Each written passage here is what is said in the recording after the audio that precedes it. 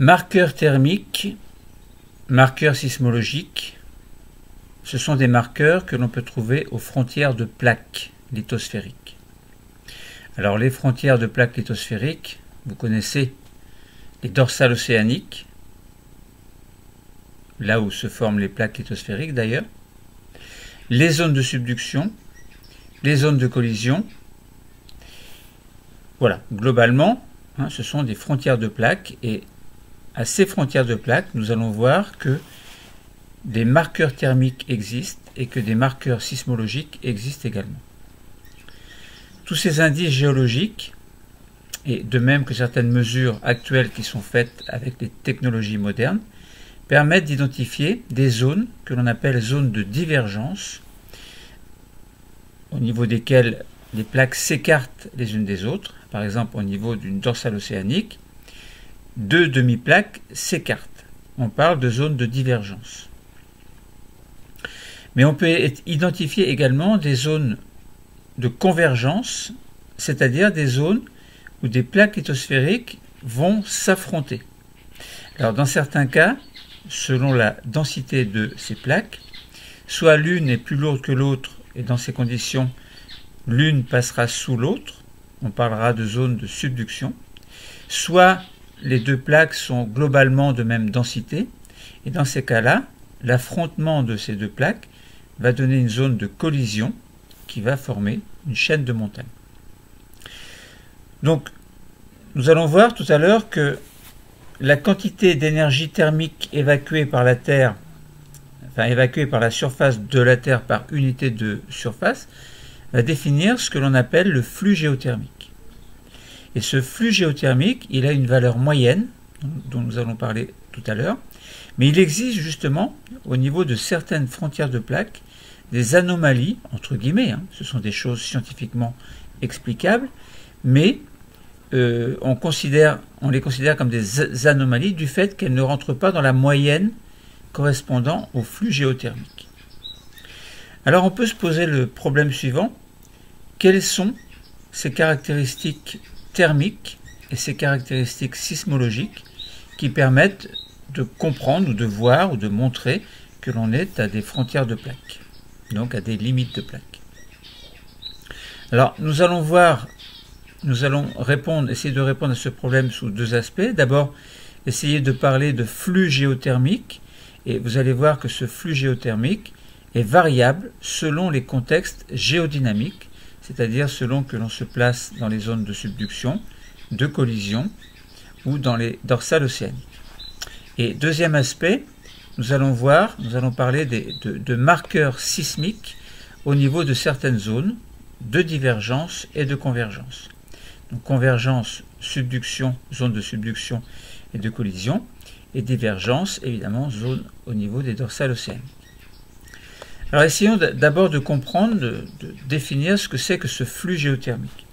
Alors tout à l'heure, je vous en ai parlé, je dis le flux géothermique, c'est la quantité d'énergie thermique qui sera évacuée par la surface de la Terre, par unité de surface et par unité de temps. Alors, donc ce flux géothermique, il a été déterminé très précisément dans plus de 24 000 stations qui sont dispersées un peu partout sur la planète, sur la Terre. Donc ces résultats, complétés par des interpolations dans les zones qui ne sont pas étudiées, permettent de proposer une carte mondiale des variations de ce flux géothermique. Alors sa valeur va dépendre également de plusieurs paramètres, évidemment. D'abord du gradient géothermique. Alors le gradient géothermique, nous l'avons défini il y a quelques temps, c'est l'augmentation de la température des roches par unité de profondeur. Et ce gradient géothermique, on l'exprime en général en degrés Celsius par kilomètre. Donc nous vous en avons parlé dans un autre cours. Alors, donc premier paramètre, donc on a dit le gradient géothermique. Donc la valeur du flux géothermique dépend du gradient géothermique, mais dépend également de la conductivité thermique des roches. On avait parlé dans ces flux géothermiques, dans ces gradients géothermiques, dans ces chaleurs que l'on trouve à l'intérieur de la Terre, on avait dit que cette chaleur peut s'évacuer par conductivité ou par conduction. Alors, par conductivité, par exemple, de proche en proche, de roche en roche, une température va passer de minéral en minéral, d'atome en atome, etc., jusqu'à parler de cristaux, par exemple, ou de quantité de matière ou de molécules de plus en plus importantes, qui évacuent cette chaleur de proche en proche, par conductivité. Et si on pense à des grands mouvements de magma, par exemple, on parle plutôt de convection. À ce moment-là, la chaleur s'évacue de manière beaucoup plus efficace et à grande échelle. Donc on comprend bien que cette convection thermique est beaucoup plus importante, beaucoup plus efficace que la conductivité thermique propre aux roches. Bon, donc ça c'était une parenthèse. Donc j'ai dit, le flux géothermique, il dépend de la conductivité thermique des roches et du gradient géothermique. Alors en moyenne, ce flux géothermique est de 87 milliwatts par mètre carré. Alors globalement. Mais en fait, cette moyenne ne reflète pas la moyenne locale, en fait, entre guillemets, au niveau des dorsales ou au niveau des zones de divergence ou de convergence, parce que, en fait, il n'est en moyenne que de 65 milliwatts par mètre carré sur les continents et de 100 milliwatts par mètre carré dans les océans. Or, dans les océans, c'est là où nous allons trouver, en fait, des zones de divergence et des zones de convergence, par exemple au niveau des dorsales océaniques et au niveau des zones de subduction. Bon. Les zones de collision, ça peut concerner évidemment le continent. Ça concerne le continent. Bon.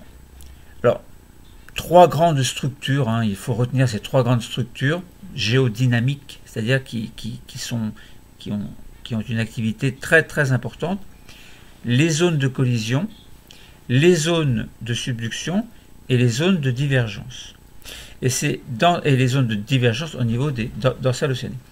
Et ce sont dans ces zones que l'on s'attend à ce que le flux géothermique soit beaucoup plus important ou peut-être moins important. Parce que si nous savons qu'au niveau des dorsales océaniques, des flux de matière remontent vers la surface, or ces flux de matière sont très chauds. Ces flux sont très chauds. Donc on peut s'attendre à ce que le flux géothermique soit beaucoup plus, et une valeur beaucoup plus importante que la valeur moyenne de 87 milliwatts par mètre carré.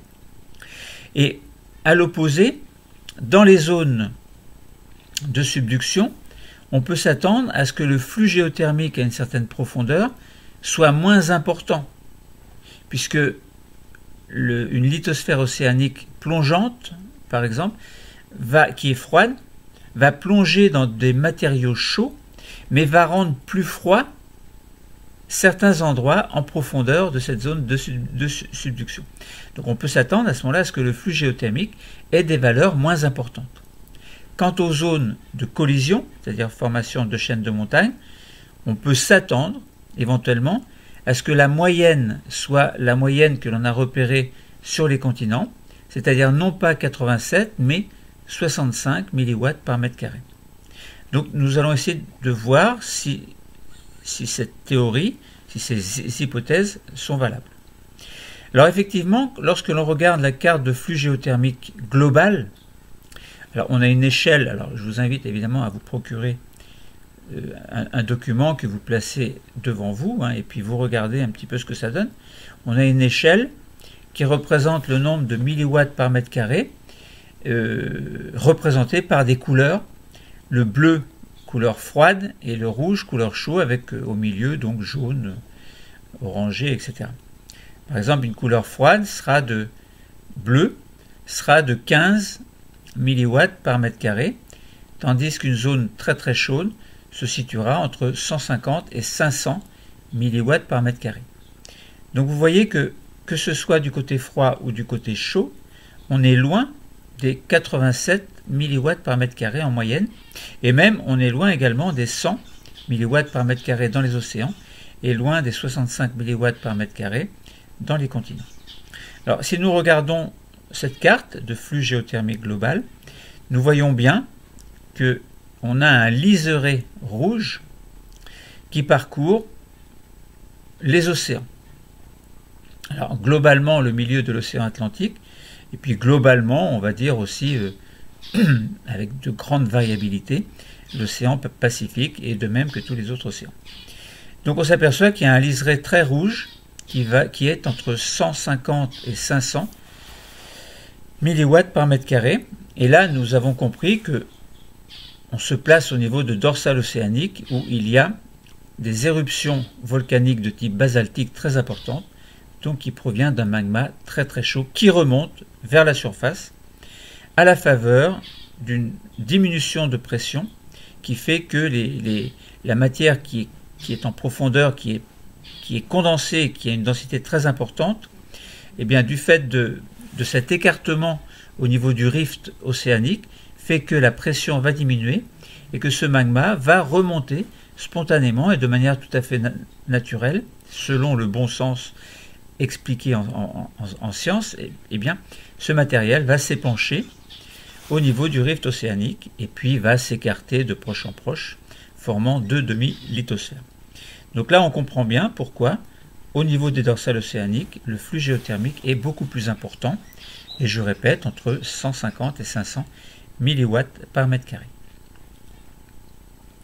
À l'opposé, on a des zones très très sombres, très très bleues, qui se placent dans certaines zones que l'on appelle des zones de subduction, au niveau desquelles une lithosphère océanique plongeante plonge dans la sténosphère en passant sous une autre lithosphère continentale par exemple.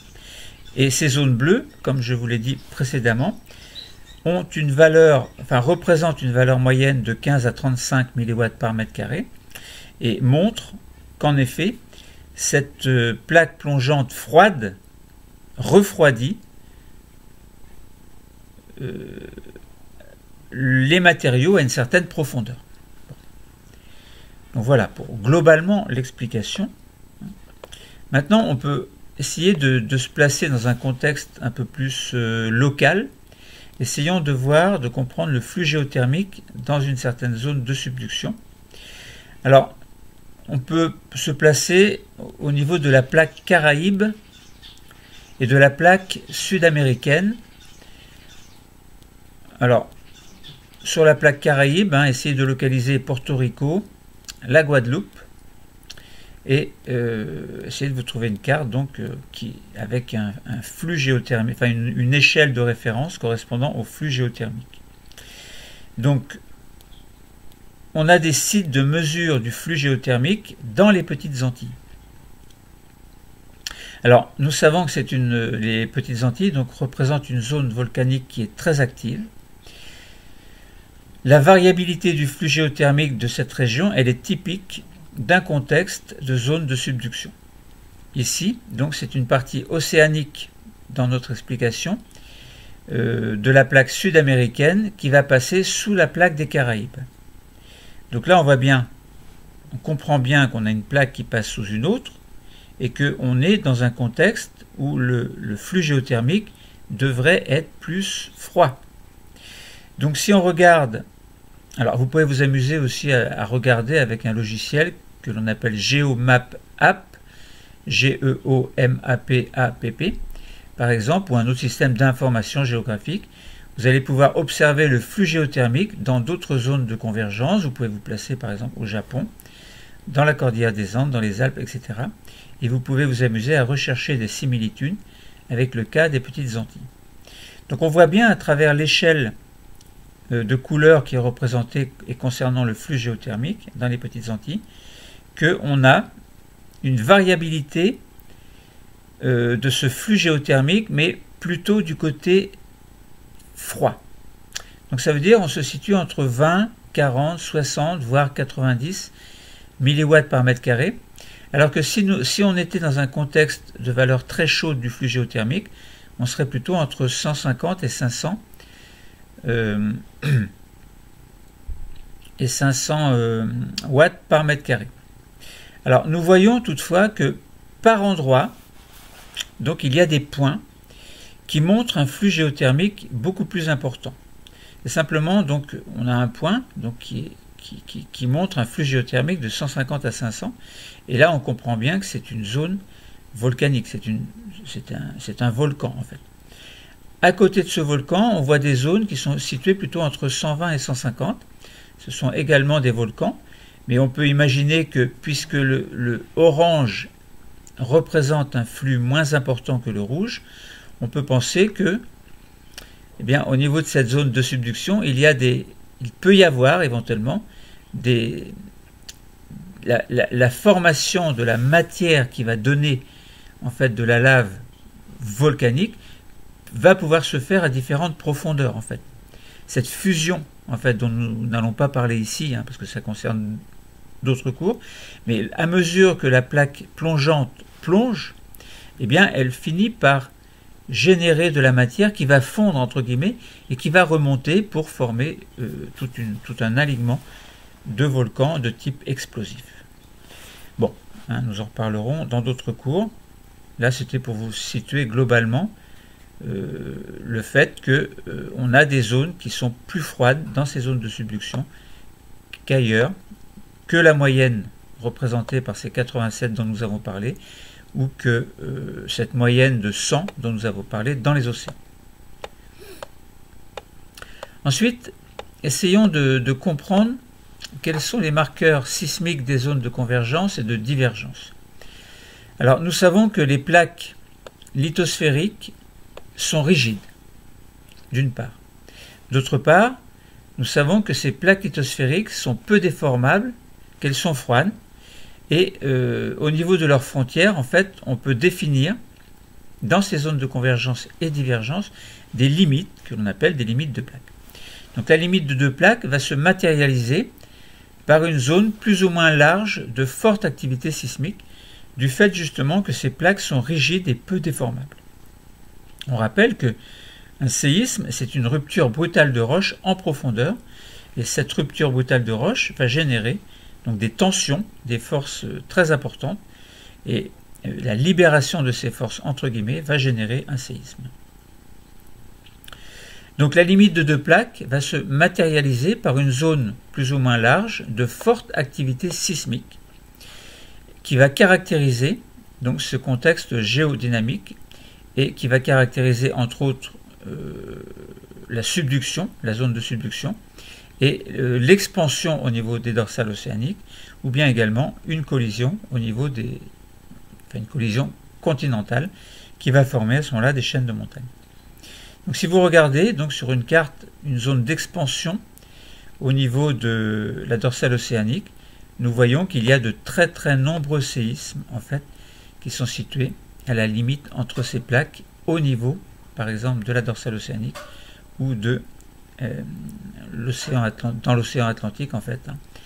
On voit bien que de part et d'autre il n'y a pas de séisme évidemment, mais là où il y a le rift des dorsales océaniques, il y a beaucoup de séismes. Bon, voilà pour ce premier exemple. Deuxième exemple, on se place dans une zone de collision, c'est-à-dire une zone d'affrontement entre deux plaques continentales, et nous voyons bien que dans ces zones d'affrontement, eh bien, il y a de très nombreux séismes d'intensité variable. Et si nous nous plaçons dans une zone de subduction, eh bien, nous voyons également qu'à la limite entre la plaque océanique et la plaque continentale, au niveau de cette zone de subduction, donc là où il y a des fosses océaniques, et vers la profondeur, il y a tout un zonage de séismes, partant des séismes superficiels vers des séismes moyens et des séismes profonds. Donc dans ces trois contextes géodynamiques de très forte activité, c'est-à-dire dorsale océanique, zone de collision et zone de subduction, eh bien on a des volcans on a des volcans dans certains cas, du moins dans les zones de subduction et dans les zones de divergence, donc au niveau des dorsales océaniques. Au niveau formation des chaînes de montagne, il n'y a pas forcément de volcanisme. Bon, c'est une parenthèse. C'est une zone un peu spéciale. Mais par contre, dans les trois cas, collision, subduction, dorsale océanique, on a des séismes dont l'intensité peut être très importante. Bon. Alors voilà, ça c'était une parenthèse pour vous dire que finalement, lorsque l'on parle de marqueurs thermiques et de marqueurs sismologiques aux frontières de plaques, eh bien, on a bien des témoins qui montrent que l'on a sur la planète Terre un contexte géodynamique très important. C'est pour ça que l'on parle de tectonique des plaques. La distinction de l'ensemble des indices géologiques et les mesures actuelles permettent d'identifier des zones de divergence et des zones de convergence aux caractéristiques géologiques qui sont très différentes. Donc on parle de marqueurs sismologiques et de marqueurs thermiques dont nous venons de parler. Une analyse fine pourrait permettre de mettre en relation donc, le flux géothermique en surface et le contexte géothermique à partir de cartes de flux géothermique en surface, justement. Donc nous avons mis en évidence les particularités géothermiques et sismiques des frontières divergentes et des frontières convergentes. Nous avons pu définir le flux géothermique et établir un lien entre ces variations et le contexte géodynamique, donc dans les trois contextes que l'on a vus. Et nous avons pu caractériser donc, le flux géothermique dans la zone de subduction des Petites Antilles en le comparant avec d'autres zones de convergence, les Alpes, le Japon, que vous auriez pu faire en travail personnel à la maison. Alors utilisez le logiciel dont je vous ai parlé, il est très intéressant. Et puis nous avons caractérisé également le flux géothermique dans la zone de subduction des Petites Antilles en comparant avec, alors ça je l'ai déjà dit, et on a étudié les particularités sismiques des zones de convergence et de divergence en nous limitant au repérage des épicentres et des profondeurs de foyer, à l'abondance et à la répartition des séismes le long de la frontière étudiée. Alors, nous pourrions faire une comparaison des trois marqueurs géologiques selon la zone dans laquelle on se situe, c'est-à-dire zone de divergence ou zone de convergence. Alors divergence évidemment dans les zones d'expansion correspondant au dorsal océanique. Dans la zone de convergence, alors il y a deux cas. Soit on se place dans la zone de subduction, en prenant l'exemple de la cordillère des Andes, soit on se place dans une zone de convergence de type collision, et on peut prendre l'exemple de la chaîne himalayenne. Alors essayons donc de comparer ces trois marqueurs géologiques dans ces trois zones. Concernant le flux géothermique, donc le flux thermique ou flux géothermique, dans la zone d'expansion de type dorsal Atlantique Sud, par exemple, on a un fort flux qui est supérieur à 150 watts par mètre carré.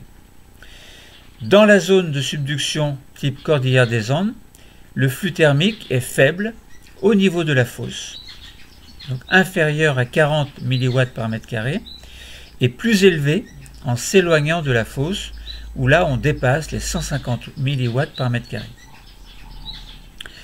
Toujours concernant ce flux géothermique, dans la zone de collision de la chaîne himalayenne, on a un faible flux inférieur à 40 mW par mètre carré.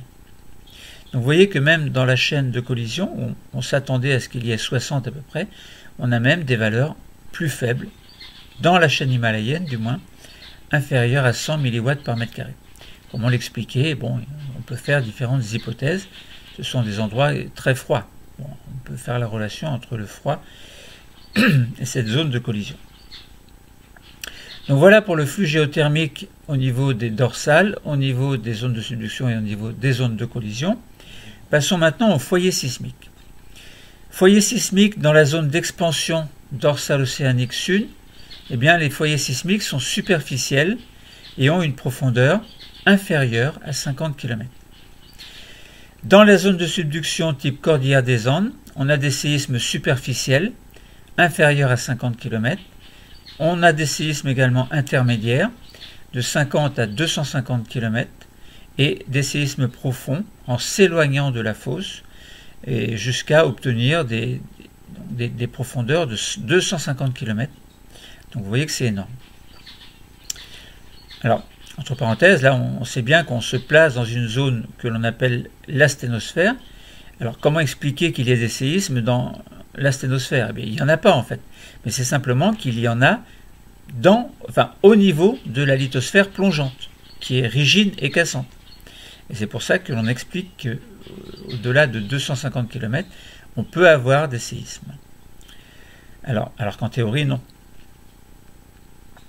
Donc les foyers sismiques dans les chaînes de collision type chaîne himalayenne, eh bien, ils sont superficiels, inférieurs à 50 km.